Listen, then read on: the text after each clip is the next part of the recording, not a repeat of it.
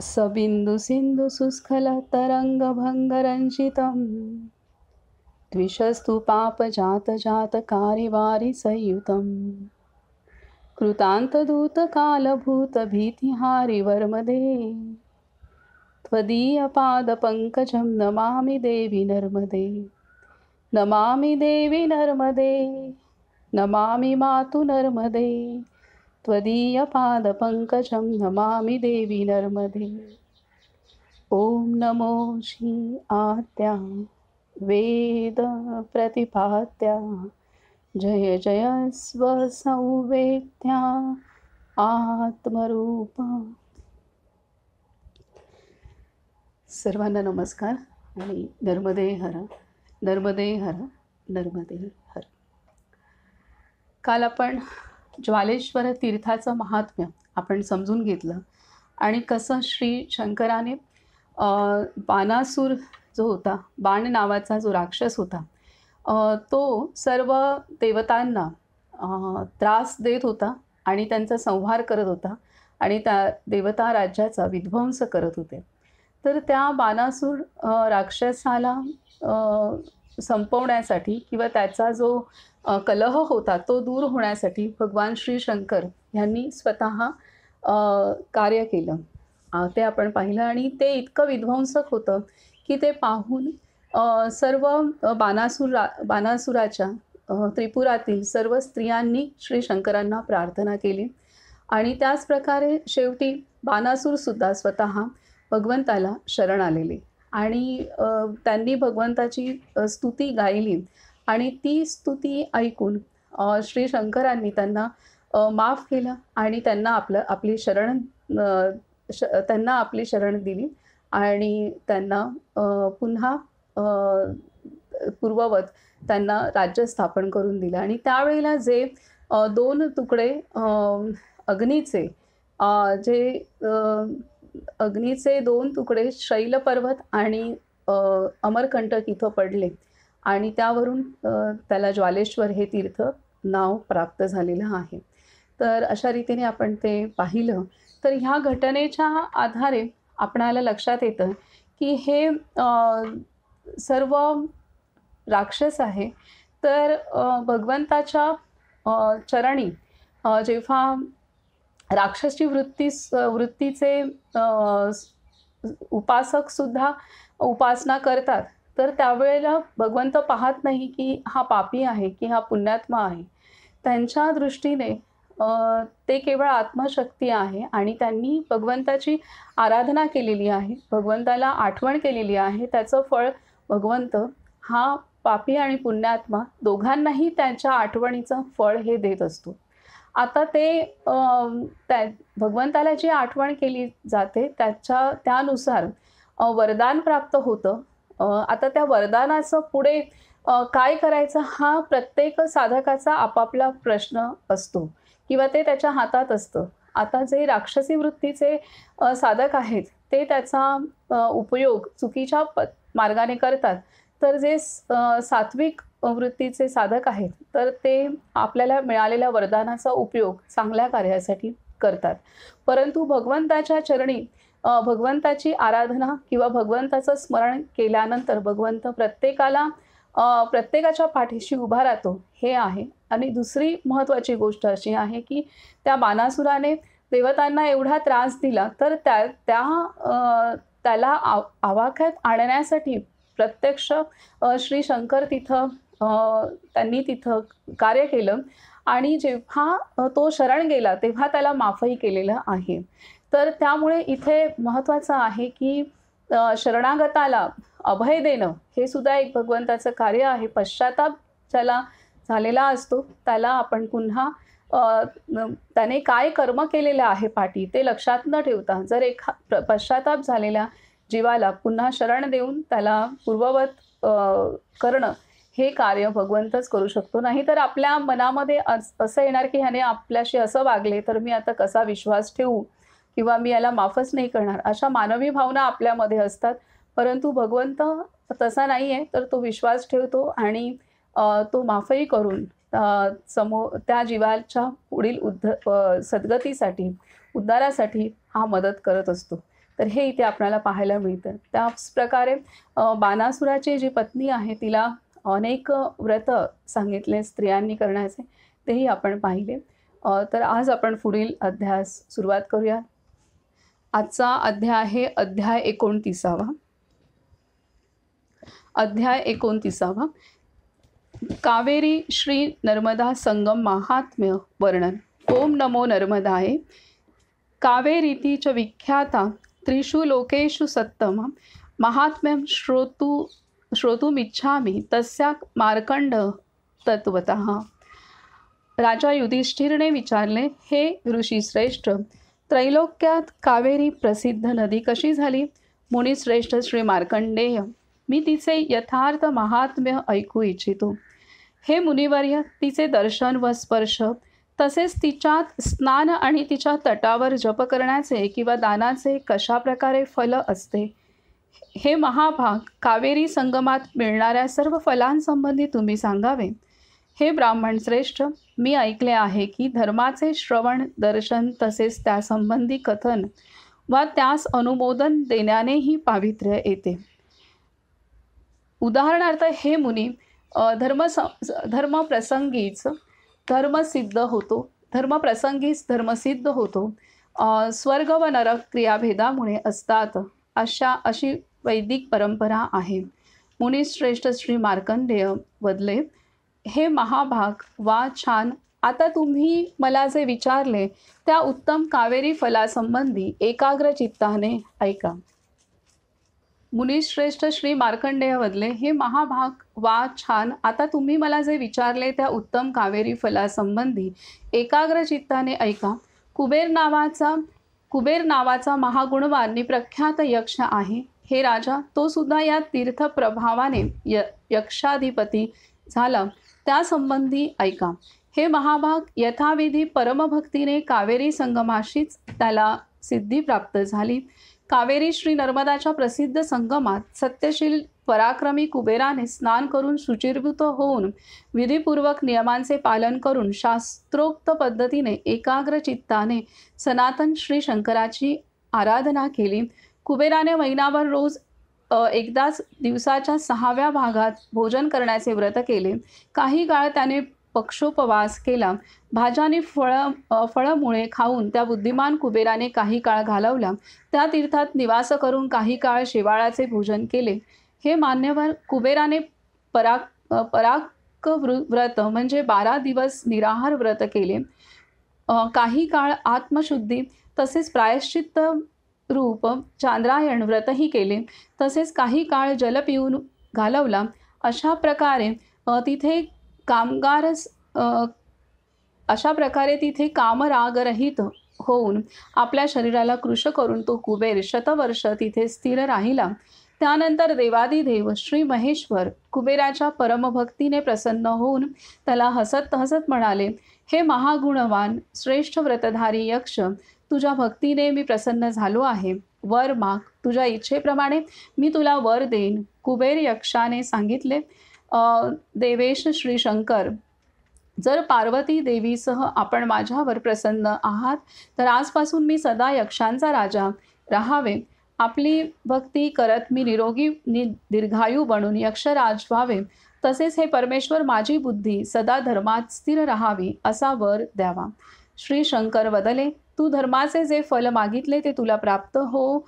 कुबेराला अभय देऊन भगवान श्री शंकर अदृश्य झाले.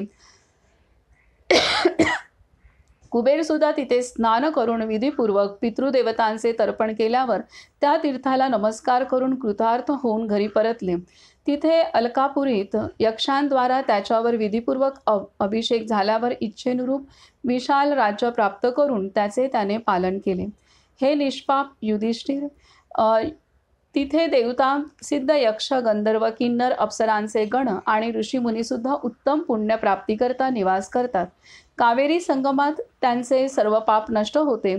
तिथे सर्व स्वर्गद्वारे आहेत. म्हणून कावेरी संगमात स्नान करून ज्याने तिळमिश्रित जल पितरांना दिले ते धन्य आहेत. त्या महात्म्यांचा जन्म नि जीवन श्रेष्ठ आहे.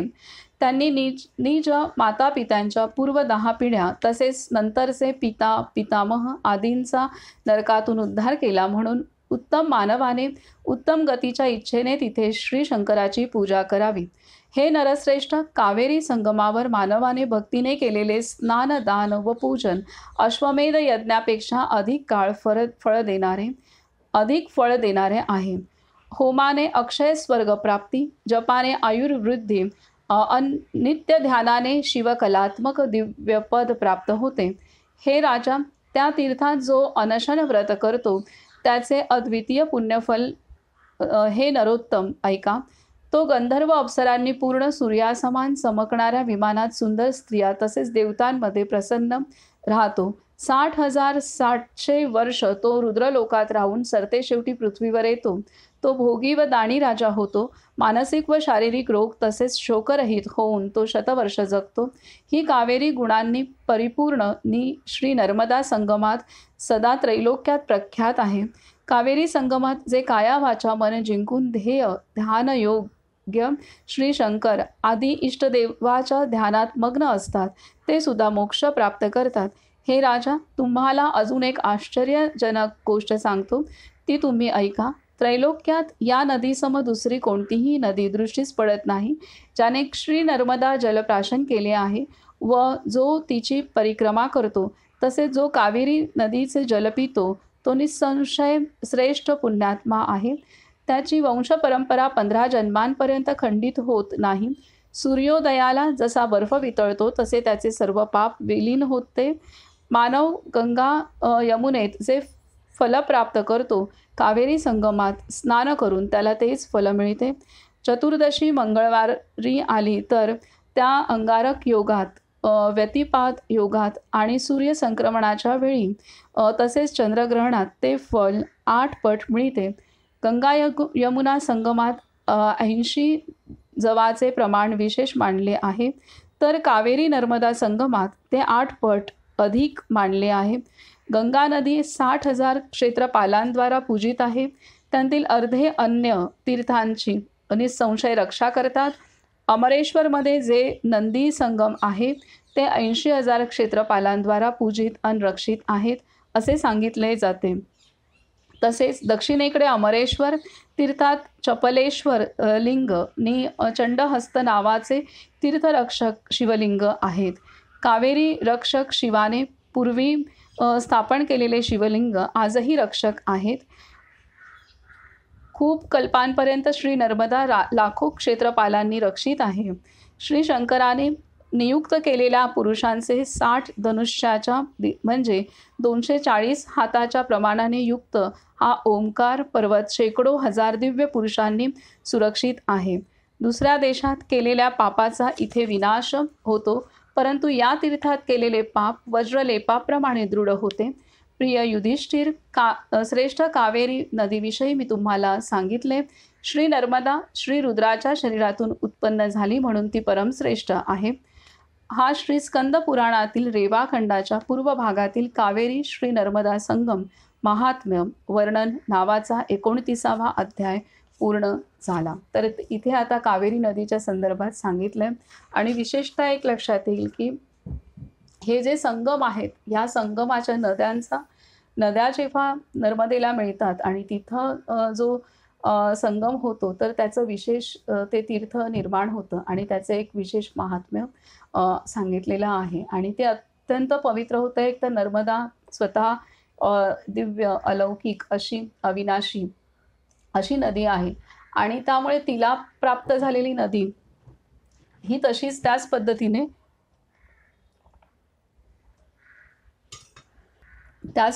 पावन असते. आपल्या प्रत्येक नद्यांचा इतिहास हा दैवीच आहे.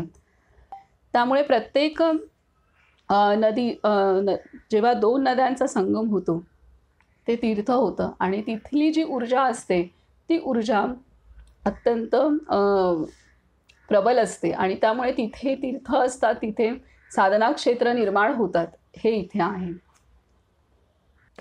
इथे कावेरी आणि नर्मदाचा संगम हे पवित्र तीर्थ दिलंय. इतकं पवित्रच त्यांनी सांगितलं की ह्या तीर्थाच्या इथं जी साधना उपासना केली जाते ती कितीतरी पटीने फलयुक्त असते आणि त्याच प्रकारे जर ह्या तीर्थाच्या ठिकाणी जर काही आपल्याकडून विकर्म घडलं तर ते सुद्धा तितकंच वज्रलेपासमान होतं.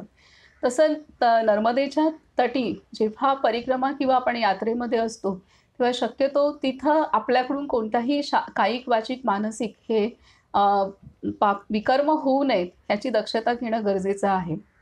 कारण तिथे केलेलं दान जसं अनंत पटीने पुण्यप्रद असतं तसंच तिथे केलेलं पापसुद्धा ते सुद्धा त्याची पण गती तशीच कैक पटीने जास्त असते. कारण आपण त्या तिथल्या पावित्र्यतेमध्ये तिथे आपण त्याला अमंगल करत असतो. मग ते अमंगल कुठल्याही कारणाने असू शकतं. आपण तिथे कचरा फेकत असू शरीराने किंवा आपण तिथे वाईट विचार करत असू किंवा आपण तिथे राग, द्वेष, मत्सर, हेवा ह्या भावना आपण व्यक्त करत असू किंवा मनात आपल्याला तसे विचार येत असतील तरीसुद्धा ते तीर्थाचं पावित्र्य तिथे खराब होत असतं हे आहे. त्यामुळे आपण दक्षता घेणं अत्यंत गरजेचं आहे. यात्रेच्या ठिकाणी विशेषतः आपण कुठल्याही यात्रा नर्मदा परिक्रमेमध्ये तर दक्षता घेणं आवश्यकच आहे. पण त्याचबरोबर आपण मंदिरात जाऊ, आश्रमात जाऊ, मठात जाऊ, कुठल्याही ठिकाणी आपण ही दक्षता घेणं आवश्यक आहे. हे महत्त्वाचं आहे.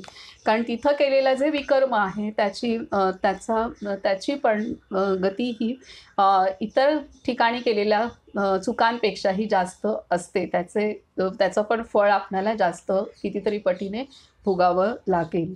ह्यासाठी दक्षता घेणं गरजेचं आहे. पुढील अध्याय आहे अध्याय 30. दारुतीर्थ महात्म्य वर्णन. दारुतीर्थ महात्म्य वर्णन. ओम नमो नर्मदाय. श्री मार्कंडेय उवाच. नर्मदोत्तरकूले तु दारुतीर्थम उत्तमं यत्र सिद्धो महाभाग तपस्तत्त्वा द्विजोत्तमः. मुनिश्रेष्ठ श्री मार्कंडेय वदले, श्री नर्मदाच्या उत्तर तटावर एक अतिउत्तम दारुतीर्थ आहे. हे महाभाग, इथे एक उत्तम ब्राह्मण तप करून सिद्धी प्राप्त झाला. राजा युधिष्ठिरने विचारले, हे महामुनी, तिथे जो श्रेष्ठ ब्राह्मण सिद्धी प्राप्त झाला तो दारुक कोणाचा पुत्र होता? तो मला कृपा करून कथन करावे. श्री मार्कंडेय वदले, विस्तीर्ण भार्गव वंशात बुद्धिमान देवशर्माचा महाभाग्यशाली वेदपरांगत दारू नावाचा पुत्र होता. त्याने ब्रह्मचारी, गृहस्थ, वानप्रस्थ आणि संन्यास धर्मशास्त्रानुसार विधुपूर्वक तीव्र तप केले. युधिष्ठिर त्याने निराहार राहून श्री महादेवाचे ध्यान करत आमरण त्या तीर्थाला निवास केला. त्याच्या नावानेच ते तीर्थ त्रैलोक्यात प्रसिद्ध आहे. तिथे नियमानुसार स्नान करून पितृदेवतांचे पूजन करावे. हे राजा, इथे सत्यवादी, क्रोधावर ताबा असणाऱ्या आणि सर्व प्राणीमात्रांच्या कल्याणात तत्पर असणाऱ्याच्या सदा सर्व इच्छा पूर्ण होतात. जो या तीर्थात सत्य व शुद्धीचे पालन करून उपवास करतो तो विचार न करताच स्तोत्रामणीचे फल प्राप्त करतो. ऋग्वेद मंत्राचा जप करणारा ऋग्वेदी ब्राह्मण, सामवेद पारंगत सामवेदाचा, यजुर्वेदी ब्राह्मण यजुर्वेदाचा जप करून उत्तम फल प्राप्त करतो. जो या तीर्थात विधिपूर्वक शरीर त्यजतो त्याला न परतण्याची गती प्राप्त होते. हे श्री शंकराने सांगितले. हा श्री स्कंद पुराणातील रेवाखंडाच्या पूर्व भागातील दारुतीर्थ महात्म्य वर्णन नावाचा 30वा अध्याय पूर्ण झाला. आधीच्या अध्यायामध्ये कावेरी नर्मदा संगम ह्या अध्यायामध्ये कावेरी नदीच्या तीरावर किंवा त्या संगमाच्या क्षेत्री आपण पाहिलं की कुबेराने तप केलं आणि त्याने वरदान प्राप्त करून घेतलं. तर इथे आता दारुतीर्थ हे जे स्थान आहे तर तिथे दारुक नावाच्या ब्राह्मणाने तिथं त्याने हे साधना केलेली आहे. हे इथे सांगितलेलं आहे की हा भार्गव वंशात बुद्धिमान देव शर्माचा महाभाग्यशाली वेद पारंगत दारू नावाचा पुत्र होता. त्याने ते तिथं साधना केलेली आहे. अशा रीतीने प्रत्येक तीर्थ जे आहे ते असं इतक्या फार तपस्वी लोकांनी साधना करून तिथे ठेवलेली आहे. तिथे कारण साधना करून करून मुळात ते तीर्थ पावन आहेत आणि तिथे ह्या ऋषीमुनींनी देवतांनी साधना ज्या केलेल्या आहेत तर त्या साधनांमुळे त्याचं पावित्र्य अजून वाढवलेलं आहे तिथे. तर असे हे ऊर्जेने भारित असे हे नर्मदा तट आहे पूर्णतः. तर हे इथे आहे. आता पुढील अध्याय आहे अध्याय 31. ब्रह्मावर्त तीर्थ महात्म्य वर्णन. ब्रह्मावर्त तीर्थ महात्म्य वर्णन. आता अध्याय 31 ब्रह्मावर्त तीर्थ महात्म्य वर्णन. ओम नमो नर्मदाय. श्री मार्कंडेय उवाच ततो गच्छेच्च राजेंद्र तीर्थम त्रैलोक्य विश्रुतम ब्रह्मावर्तम विख्यातम सर्व पापप्रनाशनम. मुनिश्रेष्ठ श्री मार्कंडेय वदले, हे राजश्रेष्ठ, त्यानंतर त्रैलोक्यात विश्रुत सर्व पापनाशक ब्रह्मावर्त नावाचे विख्यात तीर्थाची यात्रा केली पाहिजे. हे युधिष्ठिर, तिथे श्री ब्रह्मदेव त्या तीर्थाचे अनित्य सेवन करत हात वर करून विना आश्रय सदा भ्रमण करत होते. ते विधीपूर्वक श्री महेश्वराचे चिंतन करत 12 वर्ष महाव्रतधारी होऊन एका हारमध्ये स्थित झाले. हे राजा, या कारणास्तव हे पुण्यतीर्थ ब्रह्मावर्त नावाने प्रख्यात झाले. या तीर्थात पितृदेवतांचे तर्पण करावे. विधीपूर्वक स्नान करून भगवान श्री शंकर किंवा भगवान श्री विष्णूंचे पूजन करावे. विधीपूर्वक दक्षिणा दिल्यास सर्व यज्ञाचे फल त्या तीर्थाच्या प्रभावाने तिथे प्राप्त होते. ज्या तीर्थात जे देव, दानव वा ब्राह्मण सिद्ध झाले त्यांच्या नावानेच ते तीर्थ जगात प्रसिद्ध झाले. मनुष्याच्या उद्योगाविना ना जल, ना स्थल, ना नक्षत्र, ना खारी ओसाड जमीन हे सर्व पवित्रता प्राप्त करतात. हे राजा, माणूस सामर्थ्य, निश्चय व धैर्याने सिद्ध होतात.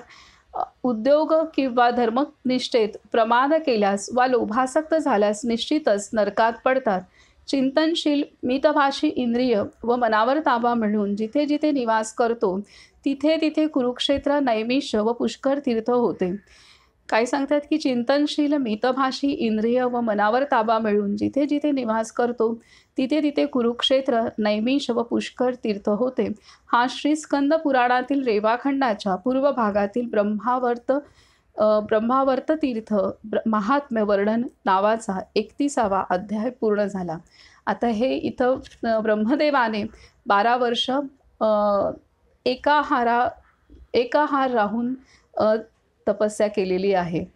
तर हे ब्रह्मदेवाने केलेलं आहे. तिथं तपस्या करून हे तीर्थ पावन केलं आणि त्याला नाव ब्रह्मावर्त तीर्थ असं पडलेलं आहे. तर इथे सांगतायत की ज्या माणसाने की ज्यांनी तिथं जी तपस्या केलेली आहे आणि त्या तपस्येमुळे त्या तीर्थाला ते नाव पडलेलं आहे, हे इथे महत्त्वाचं आहे. आणि त्यामुळे जो आपल्या घरात किंवा कुठेही साधन करेल, जो चिंतनशील जीव आहे तो जिथं साधन करेल ते स्थान तीर्थ होणार आहे, हे इथे ह्या अध्यायात सांगितलेलं आहे. त्यामुळे जरूर नाही की तिथंच जावं असं नाही, तर आपणाला जर जिथे आहोत तिथे तीर्थ निर्माण आपण करू शकतो आपल्या साधनेद्वारा, हे इथे सांगितलेलं आहे. पुढील अध्याय आहे अध्याय 32. पत्रेश्वर तीर्थ महात्म्य वर्णन. पत्रेश्वर तीर्थ महात्म्य वर्णन. ओम नमो नर्मदाय. श्री मार्कंडेय उवाच पत्रेश्वरम ततो गच्छेत सर्व पाप प्रणाशनम यत्र सिद्धो महाभाग श्वित्रसेन सुतो बली. यत्र सिद्धो महाभागश्च चित्रसेन सुतो बली. मुनिश्रेष्ठ श्री मार्कंडेय वदले, त्यानंतर सर्व पापनाशक पत्रेश्वर तीर्थास जावे, जिथे बलवान महाभाग सेनाचे पुत्र सिद्धी प्राप्त झालेत. राजा युधिष्ठिरने विचारले, हे ब्राह्मण, त्या तीर्थात ते महान तपस्वी कोण होते आणि कोणाचे पुत्र होते? तपस्येचा काय हेतू होता हे मी जाणू इच्छितो. मुनिश्रेष्ठ श्री मार्कंडेय वदले, प्रथम इंद्रदेवाचे अत्यंत प्रिय महान तेजस्वी चित्रसेन गंधर्व होते. हे नृपश्रेष्ठ त्याचा पुत्र पत्रेश्वर नावाने प्रसिद्ध झाला. तो रूपवान, भाग्यवान, सर्व शत्रूंना भयंकर व इंद्रदेवाला अत्यंत प्रिय होता. तो जय नावाने सुद्धा प्रसिद्ध होता. एकदा तो सभेमध्ये सर्व देवांच्या समूहात फार काळ मेनकेच्या नृत्य गायनात मोहित झाला. मर्यादेचे उल्लंघन केल्यामुळे तो क्षणात प्राणरहित झाला. तेव्हा सुरराज इंद्राने त्याला इंद्रियवश झाल्यामुळे शाप दिला. स्वर्गात राहूनही मर्त्य धर्म प्राप्त आचरण केल्यामुळे निसंशय मनुष्य लोकात फार काळ घालवावा लागेल. सुरेंद्राने असे म्हटल्यावर चित्रसेन गंधर्वाचा तरुण पुत्र पत्रेश्वराने थरथर कापत हात जोडून इंद्रदेवाला विनवले. पत्रेश्वर म्हणाला, मन व इंद्रियांवर ताबा न मिळवल्यामुळे माझ्यासारख्या अज्ञानी पापीने जे फळ प्राप्त केले त्याबाबत कृपा करण्यास आपण समर्थ आहात. इंद्रदेव म्हणाले, श्री नर्मदा तटावर 12 वर्ष जितेंद्रिय होऊन शांत स्वरूप भगवान श्री शिवाची आराधना केल्यावर तुला सद्गती प्राप्त होईल. सत्य व अंतर्बाह्य शुद्धीत तत्पर धर्मशील जितेंद्रियांनाच हे इंद्रलोक आहे, पापींना नाहीच, असा शास्त्रनिश्चय आहे. महाराज, बुद्धिमान इंद्रदेवाने असे सांगितल्यावर बुद्धिमान गंधर्वपुत्र पत्रेश्वर त्यांना प्रणाम करून भूतलावर गेला. श्री नर्मदाच्या निर्मळ जलात ब्रह्मावर्त तीर्थाजवळ विधीपूर्वक पूजा करून वायू, जल, फळ, फुले, पाने, मुळे आणि विशेषतः लाल कुळिथाचे सेवन करून त्याने पंचाग्नीत उग्र तप केले. त्याच्या त्या तपाने भगवान श्री शंकर संतुष्ट झाले. हाती धनुष्य धारण केलेले, वरदायी त्रिशूळधारी, अंधक दैत्य विनाशक, मस्तकी अर्धचंद्रभूषित, गजचर्मरूपी वस्त्र धारण केलेले उमापती श्री शंकर पाहून तो त्यांच्या चरणी नतमस्तक झाला. ईश्वर वदले, हे निष्पाप, तू वर माग, तुझे कल्याण असो. मी तुला वर देणार आहे. आज तू जे इच्छितोस ते मी तुला देतो. इथे या कार्याबद्दल विचार नको. पत्रेश्वर म्हणाला, हे देवादिदेव, जर आपण संतुष्ट आहात व वर देव इच्छिता तर हे प्रभू, इथे या तीर्थात आपण माझ्या नावाने निवास करावा. हे ऐकून आनंदाने गहिवरून ईश्वर म्हणाले, तसेच हो, आणि प्रसन्न चित्ताने पार्वती देवीसह तिथून निघून गेले. ईश्वर तिथून निघून गेल्यावर त्याने सुद्धा त्या तीर्थात स्नान करून जपजाप्य विधीने शुद्ध होऊन पुन्हा पितृदेवतांचे तर्पण करून शास्त्रानुसार तिथे शिवाची स्थापना केली. हे भरत वंशोत्पन्न राजा, त्रैलोक्यात ते तीर्थ पत्रेश्वर नावाने प्रसिद्ध झाले. हे राजा, पत्रेश्वर सुद्धा शापमुक्त होऊन अतिप्रसन्नपणे जय जयकार आदी मंगलवचनांसह इंद्रलोकात गेला. युधिष्ठिर, जे तुम्ही विचारले त्याचे हे उत्तर. तिथे एका स्नानानेच मानव सर्व पापमुक्त होतो. युधिष्ठिर, त्या तीर्थात जो श्री शंकराला पूजतो तिथे स्नान करून पितृगण तसेच देवांच्या पूजनाने तो अश्वमेध फळ प्राप्त करतो. मरणोत्तर शिवपुरीत शतवर्षाहून अधिक क्रीडा विलास सुख उपभोगून मनुष्य लोकात राजा तुल्य होऊन जन्म घेतो. हे वेदांग तत्वज्ञानी राजा रोग शोकरहित होऊन तो शतवर्ष जगतो आणि त्या पवित्र तीर्थाचे जलाचे स्मरण करतो. हा श्रीस्कंद पुराणातील रेवाखंडाच्या पूर्व भागातील पत्रेश्वर तीर्थ महात्म्य वर्णन नावाचा 32वा अध्याय पूर्ण झाला. तर अशा रीतीने पत्रेश्वर हे चंद्रसेनाचे पुत्र त्यांच्या हातून जो अपराध घडला की स्त्री पावित्र्य किंवा त्यांनी राखलं नाही आणि त्यामुळे इथे दिलेलं आहे की स्वर्गलोकामध्ये त्याने नृत्य गायनात मोहित झाला तिथं आणि मर्यादेचे उल्लंघन केल्यामुळे त्याला इंद्रदेवतेने शाप दिला आणि त्या शापातून मुक्त होण्यासाठी त्यामुळे त्याला स्वर्गलोकातून त्याला तिथून सस्पेंड केलं. थोडक्यात आज कसं कामावरून काढून टाकतात तसं त्याला स्वर्गलोकातून त्याला सस्पेंड झालं आणि मग आता त्याचं प्रायश्चित्त काय करायचं हे तो इंद्रालाच विचारतोय. आणि इंद्रदेवतेने सांगितल्यानुसार त्यांनी नर्मदा तीरावरती 12 वर्ष तपस्या केली आणि वरदानसुद्धा प्राप्त केलं. त्यामुळे हे पत्रेश्वर त्यांच्या नावाने हे तीर्थ प्रसिद्ध झालं आहे. अध्याय 33वा अग्नितीर्थ महात्म्य वर्णन. ओम नमो नर्मदाये. श्री मार्कंडेय उवाच. ततो गच्छेत् तु राजेंद्र अग्नितीर्थम अनुत्तमं यत्र सन्निहितो ह्यग्निर्गतः कामेन मोहितः. मुनिश्रेष्ठ श्री मार्कंडेय वदले, हे राजश्रेष्ठ, त्यानंतर उत्तम अग्नितीर्थाची यात्रा केली पाहिजे, जिथे काममोहित अग्निदेव गेले आणि निवास करू लागले. राजा युधिष्ठिरने विचारले, जगद्धाता अग्निदेव कामदेव पीडित कसे झाले? जगद्दाता अग्निदेव कामदेव पीडित कसे झाले?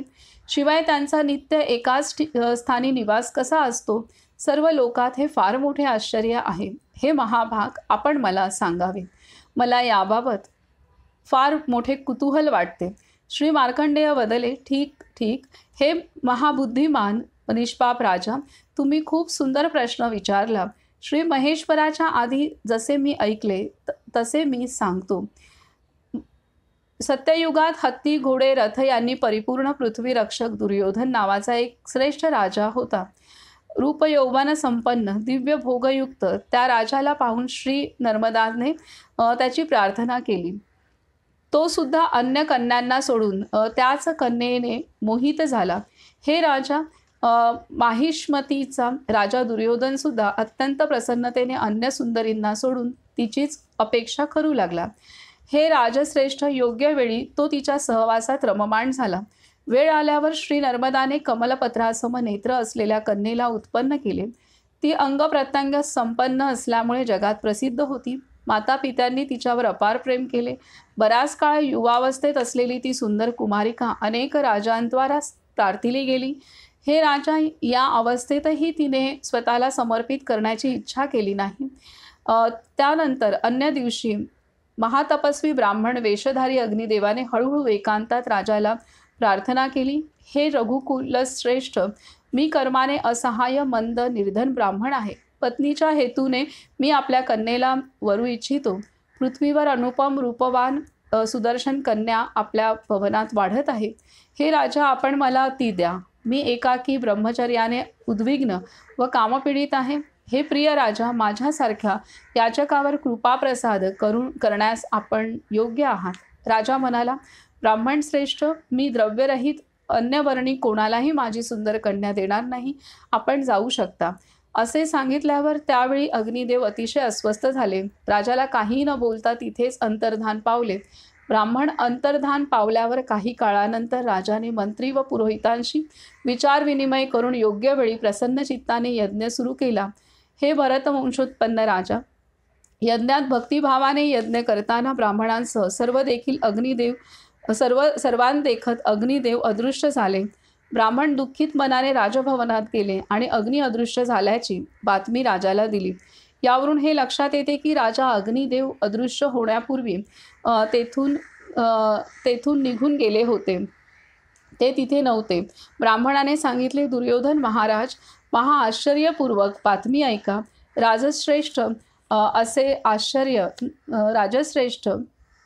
असे आश्चर्य ना पाहिले ना त्यासंबंधी ऐकले. राजा विधिपूर्वक अग्निकार्यात प्रवृत्त असताना आम्हा सर्वांसमक्ष अग्निदेव काही कारणाने ना दृष्टीस पडतात ना प्रज्वलित होतात. ब्राह्मणाचे ते विचित्र अप्रिय वचन ऐकून राजा मुळासकट वृक्ष उखडल्याप्रमाणे आसनावरून भूमीवर पडले.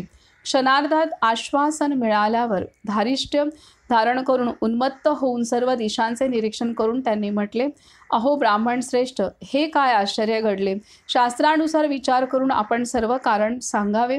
माझे काही दुष्कृत्य किंवा तुम्हा लोकांकडून काही त्रुटी राहिली आहे का, की ज्या कारणास्तव अग्निदेव अदृश्य झालेत? मंत्रदोष किंवा अन्य दोष आहे का?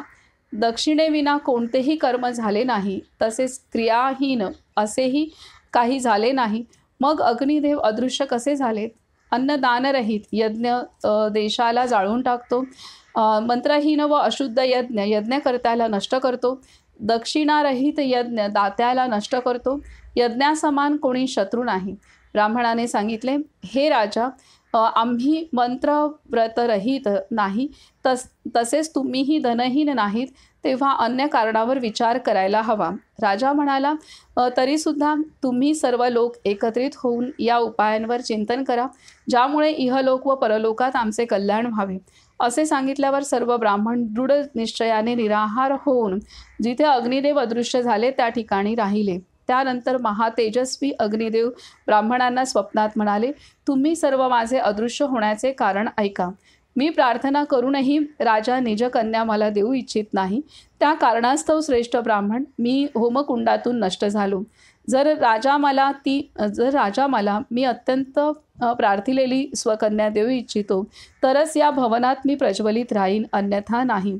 अग्निदेवाचे वचन ऐकून आश्चर्याने प्रफुल्लित नयनाने ब्राह्मण राजाला म्हणाले, आपले मत जाणल्यावर आम्ही सर्व अग्निशाळेत जाऊन तिथे निराहार राहून अग्निदेवाकडे रात्री पाहतच राहिलो.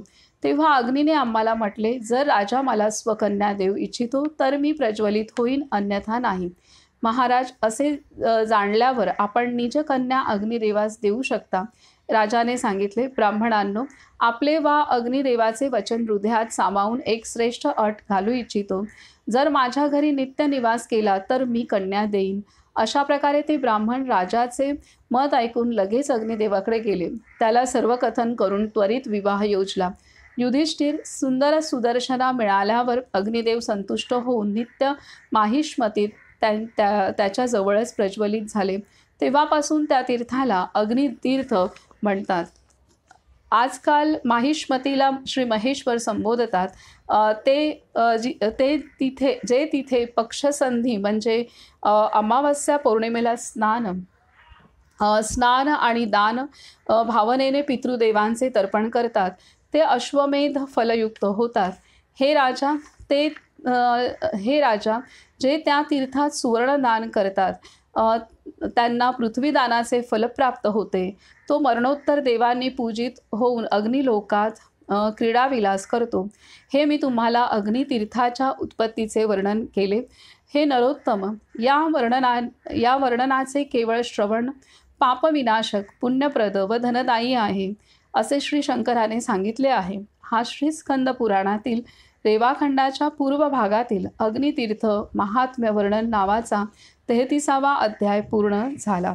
आता महेश्वरला पुण्यश्लोक अहिल्यादेवी होळकर यांची महेश्वर ही नगरी. तर तिथे महेश्वरला हे तीर्थ आहे अग्नितीर्थ, आणि तो अग्नी आहे तिथे त्या अग्नितीर्थाच्या इथे.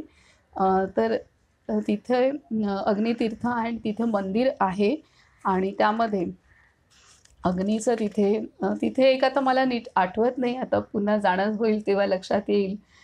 पण त्यांनी आम्हाला दाखवलं होतं, मग त्या संदर्भातच ही घटना असावी. तर तिथे काही दिवे असे ठेवलेले आहेत. तर त्यांनी सांगितलं की खूप कालावधीपासून ते तिथे आहेत आणि अर्थात त्याच्यात आता तेल वगैरे ते घालतात असं, पण आहे तिथे अग्नी संदर्भात त्यांनी सांगितलेलं. मला ती घटना आठवत नाही कारण ह्या सगळा इतिहास इतका मोठा आहे प्रत्येक तीर्थाच्या इथला. तर आपण जेव्हा तिथे जातो त्यावेळेला तिथली मंडळी पण काही गोष्टी सांगतात आपल्याला की हे काय आहे म्हणून, असं आहे. आता इथे एक दिलं आहे आणि इथे आपण एक वाचन केलं आहे आणि त्याच्यानंतर पुन्हा परत जाणं झालं तर तेव्हा आपण ते संदर्भ आपल्याला लक्षात पूर्ण येऊ शकतात. तर हे तिथे आहे. पण महेश्वरच्या इथे हे अग्नीचं पण आम्ही पाहिलेलं आहे मंदिरात तिथे. तर हे आहे अग्नितीर्थ महात्म्य वर्णन. तर आपल्याला असं वाटतं अग्नी पण जे केवळ अग्नीच आहे, स्थूल अग्नीच आहे, परंतु त्या देवता आहेत हे पण इथे पुन्हा एकदा आपल्याला ह्या अध्यायात लक्षात येते. आता पुढचा अध्याय आहे अध्याय 34वा. अध्याय 34वा रवितीर्थ महात्म्य वर्णन. ओम नमो नर्मदाय. श्री मार्कंडेय उवाच. तत्रैव तू भवनेत अन्य आदित्यस्य महात्मनः कीर्तयामि नरश्रेष्ठ यदि ते श्रवणे मतिः. मुनिश्रेष्ठ श्री मार्कंडेय वदले, तिथेच दुसरे तीर्थ भगवान सूर्याचे आहे. हे नरश्रेष्ठ, जर माझ्याकडून तुम्हास ऐकण्याची इच्छा असेल तर कथन करतो. राजा युधिष्ठिर म्हणाला, मुनिश्रेष्ठ, आपल्या मुखाद्वारे हे अनुपम आश्चर्य ऐकून मी विस्मयाने रोमांचित झालो आहे. सहस्र किरण सूर्यदेव निरंजन व सर्वांचा हर्ता करता आहेत. श्री नर्मदा तटी अवतरून लोकांचा उद्धार करता आहेत. ते भगवान स्वतः पुरुष रूपात आहेत की तपस्येने फल म्हणून कोणाच्या गोत्रात उत्पन्न झालेत अथवा कोणाला भक्तिवश झालेत. मुनिश्रेष्ठ श्री मार्कंडेय वदले, कुलिका वंशोत्पन्न एक भक्त सदाचारी ब्राह्मणाने मी सूर्याला पाहीन असे म्हणून त्या तीर्थात यात्रेची तयारी केली. आता इथे सूर्य देवतेविषयी आहे. तर इथे सांगतात की राजा युधिष्ठिर म्हणाला, मुनिश्रेष्ठ, आपल्या मुखाद्वारे हे अनुपम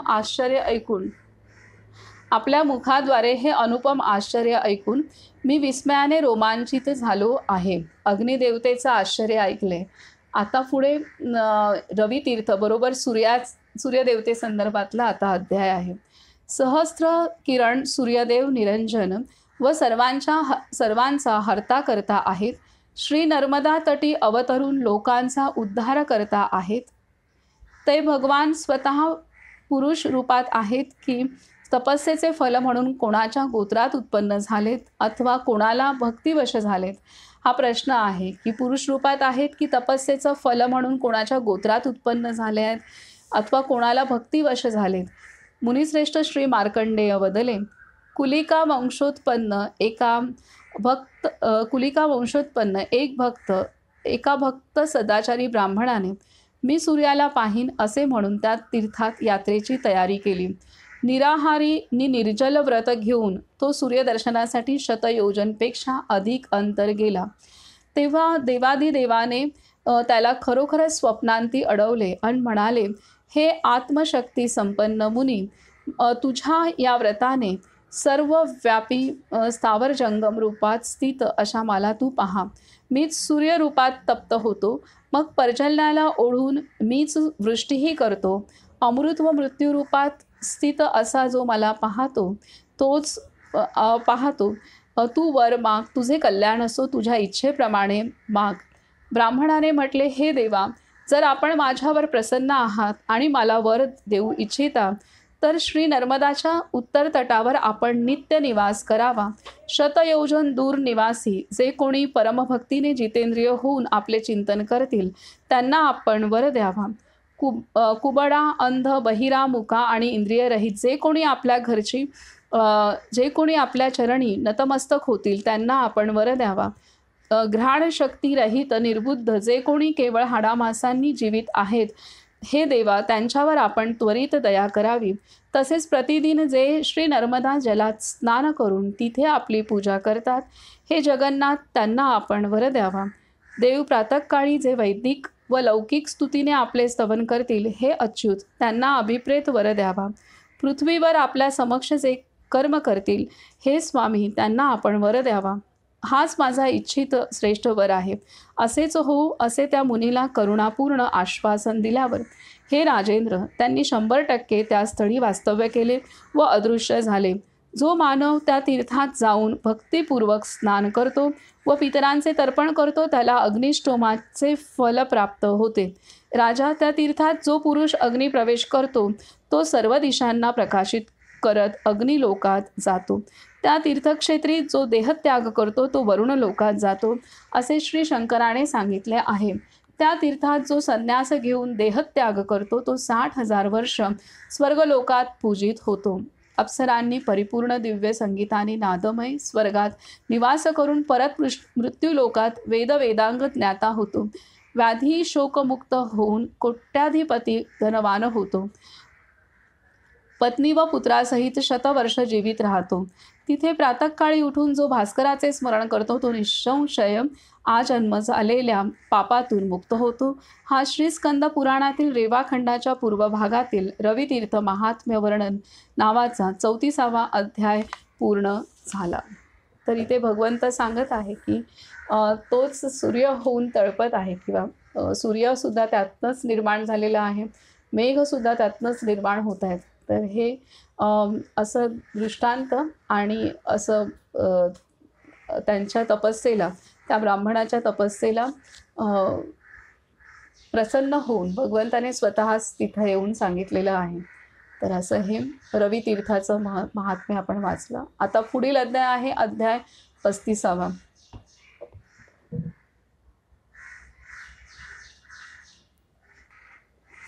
अध्याय 35वा मेघनाद तीर्थ महात्म्य वर्णन. मेघनाद तीर्थ महात्म्य वर्णन. ओम नमो नर्मदाय. युधिष्ठिर उवाच. जलमध्ये महादेव केन तिष्ठति हेतुना उत्तरम दक्षिणम कूलम वर्जयित्वा द्विजोत्तम. राजा युधिष्ठिरने विचारले, हे ब्राह्मण श्रेष्ठ, श्री नर्मदाचे उत्तर व दक्षिण तट वर्ज करून श्री महादेव पाण्यामध्ये कोणत्या हेतूने स्थित आहेत? मुनिश्रेष्ठ श्री मार्कंडेय वदले, हे आख्यान अनुपमेय पुण्यदायिनी कानांना सुखदायी आहे. हे पुत्र, पुराणात जे ऐकले ते सर्व मी तुम्हाला कथन करीन. महाभाग, त्रेतायुगात देवतांचा परमशत्रू त्रैलोक्य विजयी रौद्र रूप सुरासुरांना भीतीदायक रावण होता. तो देव, दानव, गंधर्व, तपस्वी ऋषींनी अवध्य होऊन पृथ्वीवर भ्रमण करत होता. त्यावेळी विंध्याचल पर्वतात बलगर्वित मय नावाचा विख्यात दानव गुहेत राहून तप करत होता. रावण त्याच्याजवळ जाऊन विनयपूर्वक दानसन्मानाने पूजन करून म्हणाला, हे तेजस्वी, कमलपत्राप्रमाणे नेत्र आणि पूर्ण चंद्राप्रमाणे सुंदर मुख असलेली ही कोणाची कन्या आहे? तिचे नाव काय? ती उग्र तप का करत आहे? मय दानवाने सांगितले, मी मय नावाचा दानवांचा श्रेष्ठ स्वामी आहे. माझी पत्नी तेजोवती व ही तिची कल्याणी कन्या मंदोदरी नावाने प्रसिद्ध आहे. ही पतीच्या कारणार्थ प्रिय शुभ उमापती श्री शंकराची कल्याणकारक आराधना करत आहे. ते वचन ऐकून मदमोहित रावण मय दानवाजवळ जाऊन नम्रतेने म्हणाला, हे महाभाग, देवदानवांचा गर्वहरण करणारा पुलस्त्य कुलोत्पन्न, मी आपल्यास प्रार्थना करतो की आपण आपली कन्या मला देण्यास समर्थ आहात. महात्मा मयनेही पितामहांचे वृत्त जाणून विधिपूर्वक पूजा करून रावणाला कन्या दिली. तिला घेऊन रावण राक्षसांद्वारा पूजित झाल्यावर देवतांच्या उद्यानात मंदोदरीसह विमानात क्रीडा करू लागला.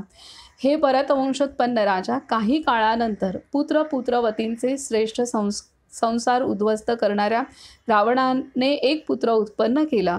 उत्पन्न होताच त्या मुक्त महात्म्याने संवर्तक मेघगर्जना केली. त्यामुळे सर्व लोक जडवत झाले. लोकपितामह श्री ब्रह्मदेवाने त्याचा भयंकर आवाज ऐकून त्याचे नामकरण केले की तो मेघनाद होईल. म्हणजे रावण आणि मंदोदरी यांचा पुत्र आहे मेघनाद. मेघनादानेही श्रेष्ठ व्रत धारण करून उमासह देवेश श्री शंकराला संतुष्ट केले. तो व्रत, नियम, दान तसेच विधीपूर्वक होम व जपजाप्य करून निज शरीर कृश करत होता. अशा प्रकारे तो एक दिवस कैलास पर्वतावर जाऊन तेथून 2 शिवलिंग घेऊन दक्षिणेकडे निघाला. श्री नर्मदा तटावर आश्रयास गेल्यावर स्नान करण्याच्या इच्छेने शिवलिंग ठेवून जपजाप्य करून श्री शंकराची पूजा करू लागला. त्या क्षेत्री निवास केल्यामुळे स्नान तसेच अग्नीत हवन करून तो मेघनाद स्वतःला कृतार्थ समजून श्रेष्ठ आकाश मार्गाने लंकेला जाण्यास उद्युक्त झाला. हे नृपश्रेष्ठ, जेव्हा मेघनादने नतमस्तक होऊन डाव्या हाताने एक शिवलिंग उचलून भक्तीने दुसऱ्या हाताने दुसरे शिवलिंग उचलण्याचा प्रयत्न केला, तेव्हा ते विशाल शिवलिंग श्री नर्मदा जलात पडले. जावे जावे असे म्हणत ते शिवलिंग जलात प्रतिष्ठित झाले. रावणपुत्र प्रणाम करून निशाचरांनी पूजित होऊन आकाशमार्गाने निघून गेला. त्यावेळेपासून ते तीर्थ मेघनाद नावाने प्रसिद्ध झाले. प्रथम गर्जनच सर्व पापविनाशक आहे. सर्व पापविनाशक आहे. राजेंद्र, त्या तीर्थक्षेत्री दिनरात जो निवास करून स्नान करतो तो अश्वमेध यज्ञाचे फळ प्राप्त करतो. राजा त्या तीर्थात जो पिंडदान करतो त्याचे निसंशय सत्र यज्ञाचे फल असते. त्यानुसार 12 वर्ष पितर तृप्त होतात. हे भरतवंशोत्पन्न राजा, त्या तीर्थक्षेत्री जो ब्राह्मणाला षड्रसपूर्ण अन्नाचे भोजन देतो तो अक्षय पुण्य प्राप्त करतो. शुद्ध मन निशुद्ध भावाने जो तिथे देहत्याग करतो तो प्रलयापर्यंत शिवलोकात निवास करतो. राजा, गर्जन तीर्थाची उत्तम उत्पत्ती मी तुम्हाला स्नेहपूर्वक सांगितली. ही सर्व पापविनाशक आहे. हा श्रीस्कंद पुराणातील रेवाखंडाच्या पूर्व भागातील मेघनाद तीर्थ महात्म्य वर्णन नावाचा 35वा अध्याय पूर्ण झाला. तर आता इथे मेघनाद, रावण आणि मंदोदरी यांचा पुत्र मेघनाद ह्याने तपस्या करून इथे त्याच्या नर्मदा तटी तो जेव्हा येत होता आणि त्याच्या हाती जे शिवलिंग होतं त्यातून ते शिवलिंग नर्मदा जलात पडलं आणि तिथं ते स्थापन झालेलं आहे. ते तो पुन्हा घेऊ शकला नाही, हे इथे सांगितलेलं आहे.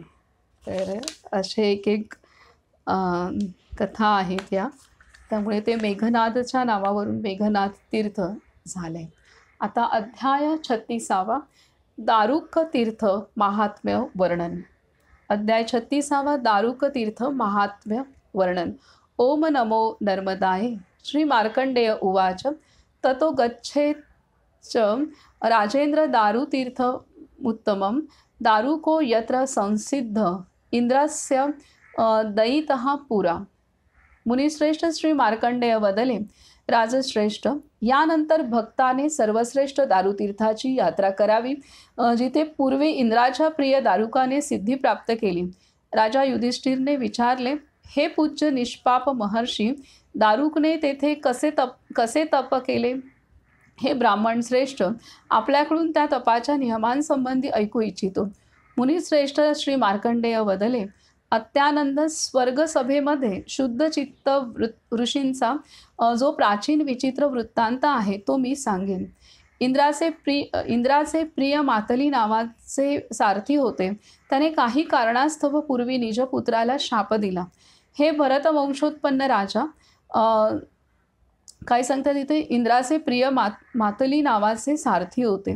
त्याने काही कारणास्तव पूर्वी निजपुत्राला शाप दिला. हे भरतवंशोत्पन्न राजा, शापत्रस्त असा तो थरथर कापत इंद्रदेवाच्या शुभचरणी नतमस्तक झाला व म्हणाला, कोणत्या कर्माने माझ्या घोर शापाचा अंत होईल? इंद्रदेवाने त्या शापित अनाथाला सांगितले, युगांतापर्यंत श्री नर्मदा तटाचा आश्रय घेऊन तू तिथेच निवास कर.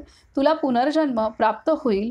पुन्हा जन्मल्यानंतर पवित्र होऊन दारुक नावाने प्रसिद्ध होशील. मनुष्यभाव प्राप्त होऊन शंखचक्र गदाधाराची पवित्र सेवा केल्यावर तुला सिद्धी प्राप्त होईल. बुद्धिमान इंद्रदेवाने असा उपाय सुचवल्यावर त्यांना साष्टांग नमस्कार घालून तो भूमीवर अचेतन स्थितीत पडला. नंतर श्री नर्मदा तटावर जाऊन व्रत उपवास करून निज शरीर कृश करत नित्य जपहवनात मग्न होऊन अतिभक्तीने हे राजा त्याने प्रलयापर्यंत महात्मा वरदायी त्रिशूळधारी श्री महादेवाची आराधना केली. त्यानंतर त्याने श्री विष्णूच्या अंशावतारात प्रकट झालेल्या श्रीकृष्णाचा बुद्धिमान सारथी होऊन जगन्नाथाला प्रसन्न केल्यामुळे त्याला सद्गती मिळाली. हे सुव्रत दारुतीर्थाच्या उत्पत्ती संबंधी जसे श्री शंकराने मला सांगितले तसेच मी तुम्हाला कथन केले. तेव्हा राजा युधिष्ठिर ते ऐकून आश्चर्यचकित झाले. रोमांचित होऊन वारंवार भावंडांकडे पाहू लागले. श्री मार्कंडेय वदले, राजा, त्या तीर्थात जो पुरुष विधीपूर्वक स्नान करून संध्योपासना पूर्ण करून देवादिदेव श्री शंकराचे पूजन करतो आणि शांतपणे तिथेच वेदांचा अभ्यास करतो, तो निसंशय अश्वमेध यज्ञाचे फल प्राप्त करतो. त्या तीर्थात जो भक्तिपूर्वक पवित्र होऊन ब्राह्मणांना भोजन देतो त्याला सहस्र ब्राह्मणांना भोजन दिल्याचे उत्तम फळ मिळते. शिवाय स्नान, दान, जप, होम, स्वाध्याय, देवपूजा आदी जे सर्व शुद्ध भावाने केले जाते ते सर्व सफल होते. हा श्री स्कंद पुराणातील रेवाखंडाच्या पूर्व भागातील दारुक तीर्थ महात्म्य वर्णन नावाचा 36वा अध्याय पूर्ण झाला. तर आता इथे दारुक तीर्थ इंद्रदेवाचे जे सारथी होते त्यांनी त्यांच्या मुलाला शाप दिला होता त्याचं, आणि तो त्यातून मुक्त होण्यासाठी इंद्रदेवानेच त्यांना नर्मदा तटी तपस्या करण्यास सांगितलं आणि त्यानुसार हे दारुक तीर्थ निर्माण झालेले आहे. आणि इथे महत्त्वाचं आहे की प्रलयापर्यंत त्यांनी तिथं साधना केली, तपस्या केली आणि त्यानंतर त्याने श्री विष्णूच्या अंशावतारात प्रकट झालेल्या श्रीकृष्णाचा बुद्धिमान सारथी होऊन जगन्नाथाला प्रसन्न केल्यामुळे त्याला सद्गती मिळाली. नंतर तिथे नर्मदा तटी कल्पांतापर्यंत तपस्या केली आणि पुन्हा मग जेव्हा सृष्टी निर्माण झाली त्यावेळेला मग श्रीकृष्णाचा सारथी झाले. हे असं हे इथे दिलेलं आहे. असं हे दारुक तीर्थ महात्म्य वर्णन आहे. पुढील अध्याय आहे अध्याय 37. अध्याय 37 देवतीर्थ महात्म्य वर्णन. देवतीर्थ महात्म्य वर्णन.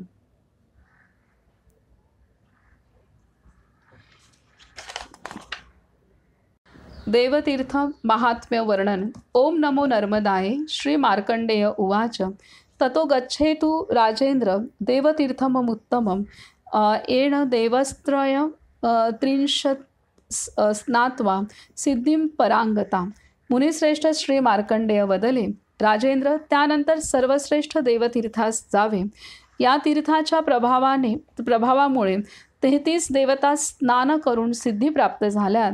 राजा युधिष्ठिरने विचारले, हे पूज्य महाबलवान, दानवांद्वारा सर्व देव कसे पराजित झाले? त्याशिवाय त्या तीर्थात स्नान करून त्यांनी सिद्धी कशी मिळवली? मुनिश्रेष्ठ श्री मार्कंडेय वदले, राजापूर्वी युद्धात अत्यंत बलवान भयंकर दैत्यांनी देवगणांसह इंद्राला आपल्या स्वर्गराज्यातून स्थानच्युत केले. हत्ती, घोडे, रथ आदींनी दैत्यांनी देवसेनेचे मर्दन केले. ते प्रहारांनी जर्जर होऊन अतिदुःखित होऊन नाना दिशांना निघून गेले. जंभ, शुंभ, निशुंभ, कुष्मांड, कुहक आदी दैत्य त्रस्त होऊन थरथरत श्री ब्रह्मदेवाजवळ उपस्थित झाले. तिथे श्रेष्ठ अग्नी आदी देवांनी परमश्रेष्ठ श्री ब्रह्मदेवाला शिरसाष्टांग नमस्कार करून निवेदन केले, हे महाभाग, पहा दानवांद्वारा खंडन व पुत्रपत्नीपासून विभक्त केले गेलेले देवगण आपल्याला शरण आले आहेत. सर्व लोकपितामह देवेश, रक्षण करा. हे परमेश्वर, आपणास सोडून आमची अन्य गती नाही. श्री ब्रह्मदेवाने मार्गदर्शन केले. देवगण, तुम्ही सर्व दानवांच्या विनाशा करता श्री नर्मदा तटावर निवास करून तप करा. स्वास्थ्य मिळवा. तपच सर्वश्रेष्ठ बल आहे. माझ्या मते कोणताही अन्य उपाय नाही, कोणताही मंत्र नाही, कोणतीही क्रिया नाही. पापक्षय करणाऱ्या श्री नर्मदा जलाविना अन्य काही पुण्यमय नाही. दारिद्र्य, रोग, मरण, बंधन आणि अनेक महासंकट हे सर्व पापफल आहे असे मला बुद्धीनुसार वाटते. हे जाणून तुम्ही कठीण तपस्या करा. परमात्मा श्री ब्रह्मदेवाचे ते वचन ऐकून अग्निदेवाला पुढे करून सर्व देव श्री नर्मदा तटी पोहोचले. तेथे देवाने खूप तप करून सिद्धी प्राप्त केली. तेव्हापासून ते तीर्थ देवतीर्थ म्हणून प्रसिद्ध झाले. सर्व पाप विनाशक ते तीर्थ त्रैलोक्यात प्रशंसनीय आहे. तेथे जाऊन इंद्रियांवर ताबा मिळवून भक्तिपूर्वक स्नान केल्यास मुक्तिफल प्राप्त होते. राजा, त्या तीर्थात जो ब्राह्मणांना भोजन देतो त्याला श्रेष्ठ सहस्त्र ब्राह्मणांना भोजन देण्याचे पुण्यफल मिळते. तिथे मोक्षप्रद महापुण्य वर्धन करणारी देवशिला आहे. ज्या संन्यासाचे तिथे देहावसान होते त्याला अक्षय गती मिळते. राजा, या प्रकारे स्नान, जप, होम, स्वाध्याय, देवपूजन, सत्कर्म हे सर्व त्या तीर्थक्षेत्रात अक्षय होते. तसेच दुष्कर्माचा सुद्धा क्षय होतो. हे भरत वंशोत्पन्न राजा, त्या तीर्थाचा विधी आणि उत्पत्ती मी कथन केली. या देवतीर्थाचे श्री शंकराकडून ऐकलेले पूर्ण वर्णन मी केले. पापहारी सर्व दुःखापासून मुक्त करणारे देवतीर्थाचे चरित्र जो पठन करतो तो देवलोकाकडे मार्गस्थ होतो. हा श्री स्कंद पुराणातील रेवाखंडाच्या पूर्व भागातील देवतीर्थ महात्म्य वर्णन नावाचा 37वा अध्याय पूर्ण झाला. तर हे देवतीर्थ देवांना दानवांनी स्वर्गातून बाहेर काढलं, त्यावेळेला हरवलं. त्यावेळेला ब्रह्मदेवाने सर्वच देवतांना इथं नर्मदा तटी तपस्या करण्यासाठी सांगितलेले आहे. आणि त्या तपस्येने त्यांनी सुद्धा तिथं तपस्या केलेली आहे. म्हणूनच ते देवतीर्थ नावाने प्रसिद्ध झालेलं आहे. आता अजून एक अध्याय वाचू आणि आपण थांबू. अध्याय 38वा. श्री नर्मदेश्वर महात्म्य वर्णन. ओम नमो नर्मदाय. श्री मार्कंडेय उवाच. ततो गच्छेत्तु राजेंद्र गृहावासीतीचोत्तमं यत्र सिद्धो महादेवो गृहावासी समार्बुदम.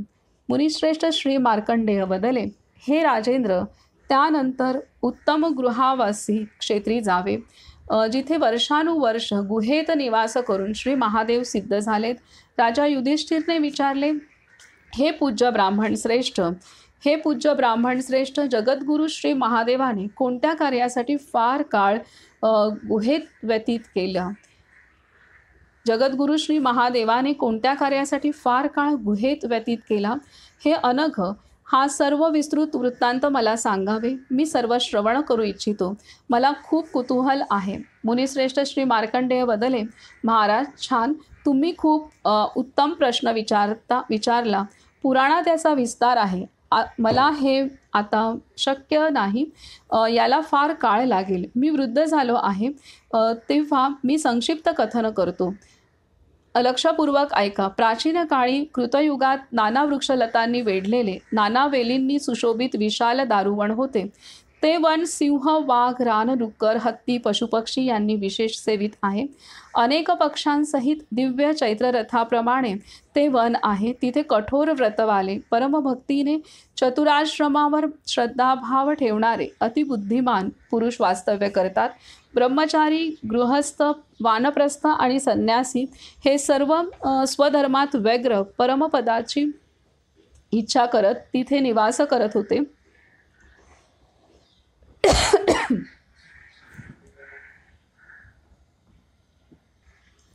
तेव्हा वसंत निवास करत होते.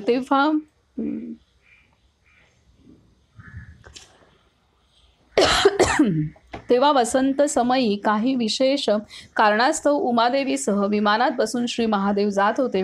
त्यांनी जलात ऋग्वेद, यजुर्वेद, सामवेदाच्या मंत्रांनी प्रतिध्वनीत अलक्षित मार्ग असलेले सर्व पापनाशक एक स्थान पाहिले. ते आश्रयस्थान पाहून प्रसन्न झालेल्या उमादेवीने हर्षपूर्वक सद्गतीत वाणीने देवाधिदेव चंद्रभूषण श्री महेश्वराला विचारले, हे देव, वेदध्वनीने शब्दायमान हा आश्रम कोणाचा आहे, जो पाहून तहान, भूक आदी श्रमपरिहार होतो. श्री महेश्वर म्हणाले, देवी, विशाल दारुवनाबद्दल ऐकले नाहीस का? विशाल दारुवनाबद्दल सॉरी अध्याय 38 श्री नर्मदेश्वर महात्म्य वर्णन. ओम नमो नर्मदाय. श्री मार्कंडेय उवाच, तथो गच्छेत् तु राजेंद्र गृहावासीति चोत्तमं यत्र सिद्धो महादेवो गृहावासी समार्बुदम. मुनिश्रेष्ठ श्री मार्कंडेय वदले, हे राजेंद्र, त्यानंतर उत्तम गृहावासी क्षेत्री जावे. जिथे वर्षानुवर्ष गुहेत निवास करून श्री महादेव सिद्ध झालेत. राजा युधिष्ठिरने विचारले, हे पूज्य ब्राह्मण श्रेष्ठ, जगद्गुरु श्री महादेवाने कोणत्या कार्यासाठी फार काळ गुहेत व्यतीत केला हे अनघ हा सर्व विस्तृत वृत्तांत मला सांगावे. मी सर्व श्रवण करू इच्छितो. मला खूप कुतूहल आहे. मुनिश्रेष्ठ श्री मार्कंडेय वदले, महाराज छान, तुम्ही खूप उत्तम प्रश्न विचारला. पुराणात याचा विस्तार आहे. मला हे आता शक्य नाही. याला फार काळ लागेल. मी वृद्ध झालो आहे. तेव्हा मी संक्षिप्त कथन करतो. लक्षपूर्वक ऐका. प्राचीन काळी कृतयुगात नाना वृक्षलतांनी वेढलेले, नाना वेलींनी सुशोभित विशाल दारुवण होते. ते वन सिंह, वाघ, रानडुक्कर, हत्ती, पशुपक्षी यांनी विशेष सेवित आहे. अनेक पक्ष्यांसहित दिव्य चैत्ररथाप्रमाणे ते वन आहे. तिथे कठोर व्रतवाले, परमभक्तीने चतुराश्रमावर श्रद्धाभाव ठेवणारे अतिबुद्धिमान पुरुष वास्तव्य करतात. ब्रह्मचारी, गृहस्थ, वानप्रस्थ आणि संन्यासी हे सर्व स्वधर्मात व्यग्र परमपदाची इच्छा करीत तिथे निवास करत होते. तेव्हा वसंत समयी काही विशेष कारणास्तव उमादेवीने विमानात बसून श्री महादेव जात होते. त्यांनी जलात ऋग्वेद, यजुर्वेद, सामवेदाच्या मंत्रांनी प्रतिध्वनीत अलक्षित मार्ग असलेले सर्व पापनाशक एक स्थान पाहिले. ते आश्रयस्थान पाहून प्रसन्न झालेल्या उमादेवीने हर्षपूर्वक सद्गतीत वाणीने देवाधिदेव चंद्रभूषण श्री महेश्वराला विचारले, हे देव, वेदध्वनीने शब्दायमान हा आश्रम कोणाचा आहे, जो पाहून तहानभूक आदी श्रमपरिहार होतो. श्री महेश्वर म्हणाले, देवी, विशाल दारुवनाबद्दल ऐकले नाहीस का? इथे अनेक ब्राह्मण गृहस्थ धर्मानुसार निवास करतात. इथे सर्व स्त्रिया पती सेवेत मग्न आहेत. पर्वतकन्या त्यांचा पर्वतकन्या त्यांचा अन्य देव नाही आणि अन्य धर्म जाणत नाहीत. देवादिदेवाचे हे श्रेष्ठ वचन ऐकून ती उत्कंठतेने श्री शंकराला पुन्हा म्हणाली, श्री महादेव, येथील सर्व स्त्रिया अत्यंत पतिधर्म परायण आहेत असे आपण सांगितले. प्रभू, आपण कामदेव बनून त्यांचे चारित्र्य क्षोभयुक्त व व्याकुळ करून बघा. ईश्वर वदले, प्रिये, तू जे सांगितले ते मला रुचत नाही. ब्राह्मण निश्चितच महाअद्भुत आहेत, त्यांना अप्रिय असे करू नये. ब्राह्मण क्रोधरूपी हत्यार असलेले तर श्री विष्णू चक्ररूपी अस्त्र असलेले आहेत. चक्रापेक्षा क्रोध अति कठोर आहे, त्यामुळे ब्राह्मणाला कोपिष्ट करू नये. त्रैलोक्यात अशी देवता नाही, मनुष्य नाही, नाग नाही नि असुर नाही की जे क्रोधित ब्राह्मणाच्या केवळ नेत्रकटाक्षाने नष्ट झाले नाहीत. ज्यांच्यावर पृथ्वीचे देवता महाभाग्यवान ब्राह्मण संतुष्ट आहेत, त्यांना मोक्ष, स्वर्ग, भूमी आणि इहलोकाचे अन्य फळ मिळते. देवी, हे जाणून तू दुराग्रह सोड. ब्राह्मणांना क्रोधित करणे योग्य नाही. देवी पार्वती म्हणाली, देवांनी महापूजित त्या ब्राह्मणींचा मान जोपर्यंत आपण देवी पार्वती म्हणाली, देवांनी बहुपूजित त्या ब्राह्मणींचा मान जोपर्यंत आपण खाली आणत नाही तोपर्यंत मी आपल्यास प्रीतीपात्र तसेच वशपूर्ण नाही. सर्व समर्थ श्री महादेव, सर्व लोकात आपणास काहीही अशक्य नाही. हे प्रभू, आपण काय करू शकत नाही. हे सूरश्रेष्ठ, आपण माझे हे एक काम पूर्ण करा. देवीने असे सांगितल्यावर देवीच्या वचनात व हितात तत्पर श्री महादेव कापालिकाचा वेश धारण करून दारुवनात पोहोचले. महाजटा बांधून चंद्रमाला भूषण रूपात धारण करून गळ्यात सर्प आणि कानी कुंडल घालून व्याघ्रचर्म परिधान करून मेखला हाराने भूषित नुपुर ध्वनीने वसुंधरेला कंपायमान करीत ऊर्ध्व जटामाळासहित व्याघ्रचर्म आणि भस्मलेपन केलेले मोठ्या डमरूच्या आवाजाने पृथ्वीला कंपन करत प्रातःकाळी विशाल दारुवनात गेले. पुष्प, पत्र व फळे घेण्यासाठी सर्व जनांसह ते तिथे सर्वत्र भ्रमण करू लागले. हे भरत वंशोत्पन्न राजा, भगवान श्री शंकराच्या अत्यंत विशाल आश्चर्यजनक रूपाला पाहून त्या सुंदरीचे मन काम वासनेने कलुषित झाले. त्या शोभिवंत तेजस्वी पुरुषाला पाहून दारुवनातील सर्व सुंदर स्त्रिया सुद्धा हर्षभरीत झाल्या. हे नरश्रेष्ठ, त्या अद्भुत देवाला पाहून त्या ब्राह्मण स्त्रियांमध्ये खूप विकार उत्पन्न झाले. काही सुंदर स्त्रिया त्यांना पाहून उत्तरीय परिधान करायला विसरल्या. तसेच काही अन्य स्त्रिया अति अनुरागयुक्त झाल्या. कोणी केस विखुरलेल्या स्थितीत आसन सोडून तर कोणी इच्छुक असूनही कृती करण्यास असमर्थ. तसेच कोणी रूपयौवनाने गर्विष्ठ स्त्री श्री महादेवाला पाहून कुशीत घेतलेल्या बालकाला स्तनपान करायला विसरली. कामबाणाने पीडित अन्य सुंदर स्त्री स्वहस्ते सुंदर स्तनांचे मर्दन करीत उष्ण निश्वास सोडित किंचितही बोलू शकली नाही. अशा प्रकारे श्री शंकर त्या सर्व स्त्री जनांमध्ये अत्यंत अद्भुत क्षोभ निर्माण करून निघून गेले.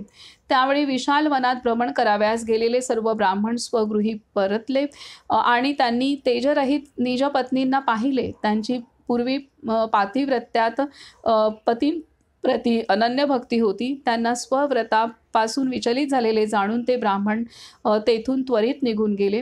देवश्री महेश्वर स्त्रियांच्या मनाला व्याकुळ करून अदृश्य झाले हे जाणल्यावर परमप्रतिज्ञा करून कोणी क्रोधित ब्राह्मण दंड उचलून धावला. कोणी विचित्र काठी घेऊन तर अन्य दर्भमुष्टी घेऊन धावले. हे सर्व वनात इकडे तिकडे भटकले. नंतर एकत्रित होऊन त्या महात्म्यांनी क्रोधाने म्हटले, आम्ही हवन केले आहे आणि जर गुरुजन आमच्या सेवेने प्रसन्न आहेत तर त्या सत्यास अनुसरून भगवान श्री शंकराचे श्रेष्ठ लिंग गळून पडो. विधिक्रमानुसार आम्ही सर्व एक आश्रम त्यजून दुसऱ्या आश्रमात जात नाही. त्या सत्यानुसार देवाचे लिंग पृथ्वीवर गळून पडो. अशा प्रकारे सत्याच्या प्रभावाने ब्राह्मणाने 3 वेळा म्हटल्यावर पाहता पाहता भगवान शिवाचे लिंग पृथ्वीवर गळून पडले. हे भरत वंशोत्पन्न, सर्व लोकांत मोठा हाहाकार झाला. भगवान श्री शंकराचे लिंग गळून पडल्यावर जगाचा महानाश उद्भवल्यावर सर्वत्र हाहाकार माजला. लिंग पडल्यावर महाभयंकर नाद झाला. सर्व दिशांना उल्कापात, ज्वाळांमुळे हाहाकार आणि दारुण भूकंप होऊ लागले. पर्वत शिखर पडू लागले, समुद्र सुकू लागला. देवाचे लिंग पडल्यावर देवांना वैमनस्य आले. सर्वांनी एकत्र येऊन हात जोडून श्री ब्रह्मदेवाचे स्तवन केले. त्यानंतर जगन्नाथ चतुर्मुख श्री ब्रह्मदेवाने साऱ्या दुःखित देवांना समजावले, तुम्ही दुःखी होऊ नका. ते देवादी देव त्रिलोचन ब्राह्मणाच्या शापाने शमले आहेत. ते तपस्वी जन प्रसन्न झाल्यावर पुन्हा मुक्त होतील. हे शत्रुनाशक असे ऐकल्यावर सर्व देव जसे आले तसे परत गेले. हे भरत वंशोत्पन्न तेव्हा भावना विवश होऊन विश्वामित्र, वशिष्ठ, जाबाली, कश्यप आदी सर्व ऋषीमुनी एकत्र येऊन श्री शंकराला म्हणाले, देवादिदेव ब्राह्मणांचे ब्रह्मतेज सर्व समर्थ आहे. आपण क्षमाशील होऊन आणि तप करून दुःखरहित व्हावे. ऋषींच्या क्षोभानेच आपले लिंग गळून पडले. अग्निहोत्र व अग्निष्टोमानेही जे कल्याण होत नाही ते शिवलिंग पूजनाने होते. देव, दानव, यक्ष, गंधर्व, सर्प, राक्षस आणि श्रेष्ठ ब्राह्मणांच्या वचनाने ते हे पूज्य होईल. हे शिवलिंग श्री ब्रह्मा, श्री विष्णू, इंद्र आणि चंद्रालाही पूजनीय होईल. या लोक परलोकात जे फळ आपल्या लिंग पूजनाने मिळते त्याबाबत कोण सांगू शकतो. असे सांगितल्यावर भगवान श्रेष्ठ ब्राह्मणांना प्रणाम करून अतिप्रसन्न होऊन हात जोडून श्री शंकर म्हणाले, ब्राह्मणाविना जलाचेही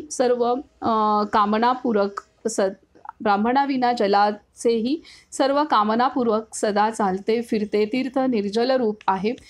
त्यांच्या वचनरूपी जलानेही पापी पुरुष शुद्ध होतो. ते क्षेत्र नाही, ते तीर्थ नाही व ते वरही समर्थ नाहीत. जे ब्राह्मणाला क्रोधित करून पुन्हा तिथे जाऊन मनुष्य शुद्ध होईल. ते शास्त्र नाही जे ब्राह्मणाने रचले नाही. ते दान नाही जे ब्राह्मणाला देण्यास योग्य नाही. ब्राह्मण सर्व पात्र आहे. ते सुख नाही जे ब्राह्मणाच्या कृपेने मिळत नाही. असे कोणते दुःख आहे जे ब्राह्मणाच्या क्रोधाने होत नाही. पृथ्वीवर जितकी तीर्थ आणि गंगा आदी पवित्र नद्या आहेत सर्व ब्राह्मणाच्या एका वाक्याच्या 1/16 इतकेही नाहीत. सर्व ब्राह्मणांचे अभिनंदन करून तसेच महर्षींची आज्ञा घेऊन भगवान श्री शंकर नर्मदा तटी पोहोचले. तिथे गुप्त रूपात निवास करून महाव्रताचा आधार घेऊन हजारो वर्षांपर्यंत श्री शंकर नित्य जपस्नानात रत होऊन तप करू लागले. हे प्रिय, व्रतनियम पूर्ती झाल्यावर श्री महेश्वराची स्थापना करून देवांकडून वंदित होऊन देवांसह ते प्रभू कैलासाला गेले. त्यांनी श्री नर्मदा तटावर परमेश्वराची स्थापना केली होती. त्या कारणामुळेच ते नर्मदेश्वर संबोधले जातात.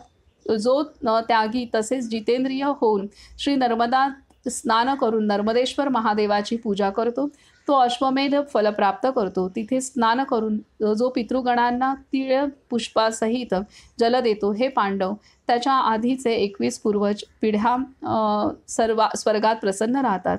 राजा, त्या तीर्थात जो ब्राह्मण तूप मिश्रित खीर खाऊ घालतो तो करोडपट फल प्राप्त करतो. युधिष्ठिर, जो जलामध्ये स्थित राहून ब्राह्मणांना सोने अथवा चांदी देतो तो अग्निष्टोम यज्ञाचे फल प्राप्त करतो. जो नर्मदेश्वराचा आधार घेऊन अष्टमी व चतुर्थीला निराहार राहतो तो जन्माचे उत्तम फल प्राप्त करतो.